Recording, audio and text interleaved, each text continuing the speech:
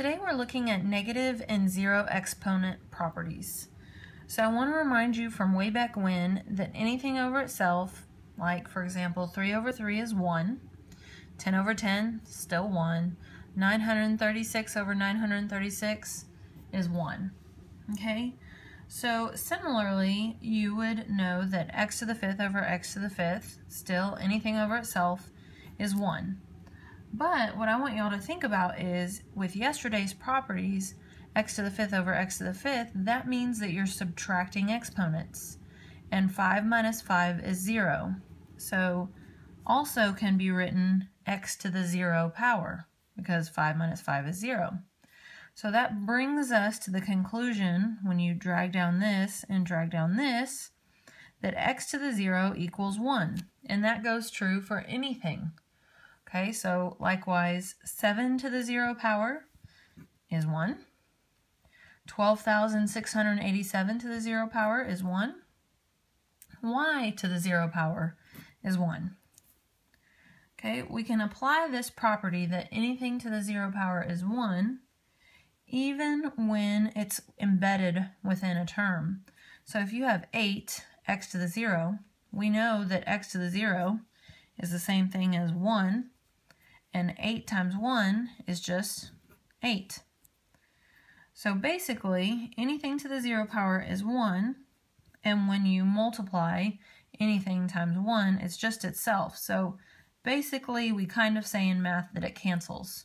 Okay, so if you ever see anything to the 0 power, you could just cross it out. So this then would be 3b squared c. Okay, the a to the 0 cancels out, basically. Okay, also applying a couple of things from yesterday. If you have something like x to the fifth over x to the eighth, that truly means you have 5 x's on top, and you have 1, 2, 3, 4, 5, 6, 7, 8 x's on bottom. Okay, so that x cancels, that x cancels, that x cancels, that x cancels, and that x cancels. That leaves us with, hopefully you haven't forgotten that the coefficient out in front of this x to the fifth is 1. So that imaginary 1 is still there. And then we've got 3 x's on the bottom, so x to the third. Okay, but thinking back to our property from yesterday, this right here, when we use our division property, you're subtracting 5 minus 8.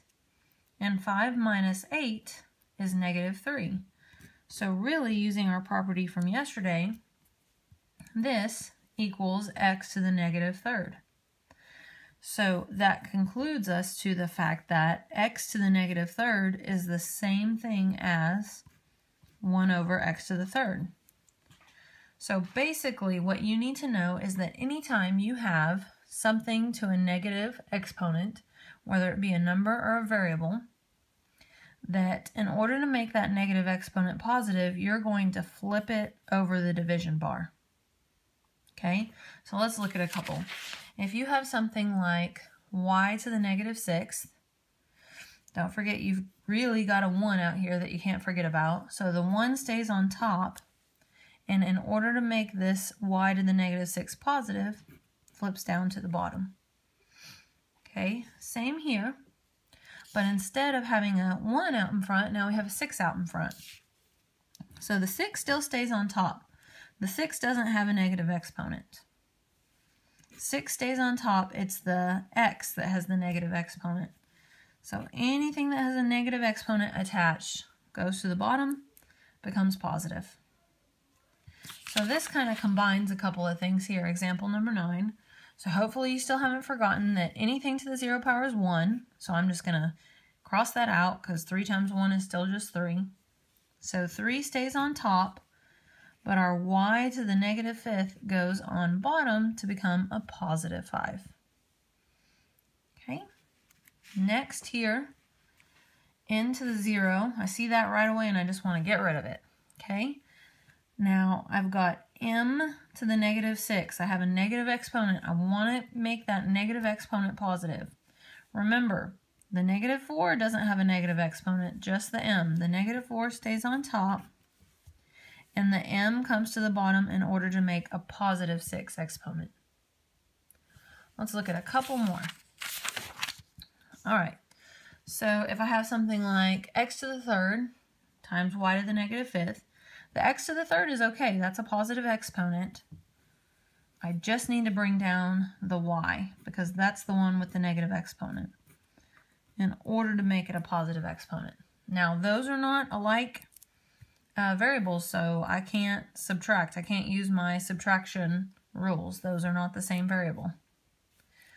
Okay, the rule applies in the vice versa. If I have a negative exponent on the bottom, I never want a negative exponent, so in order to make that negative exponent positive, I'm going to flip it across the division bar here to make it positive. So I've got 4 on top, the 4 is going to stay on top.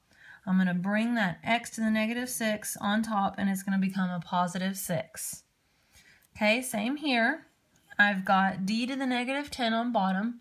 I want to make that positive. The c to the 8th stays on top because it is positive, and the d comes to the top and becomes a positive 10. All right, one more example. So here I've got 5 divided by 20. That reduces, hopefully you know, that 5 goes into both of those numbers. 5 goes into 5 one time. 5 goes into 20 4 times. All right, m to the 4th is okay, it's good because it's a positive exponent. P to the negative 3rd is not good. I don't want negative exponents. So that needs to go to the bottom, become positive, and then the n to the negative 6 needs to move to the top to become a positive exponent.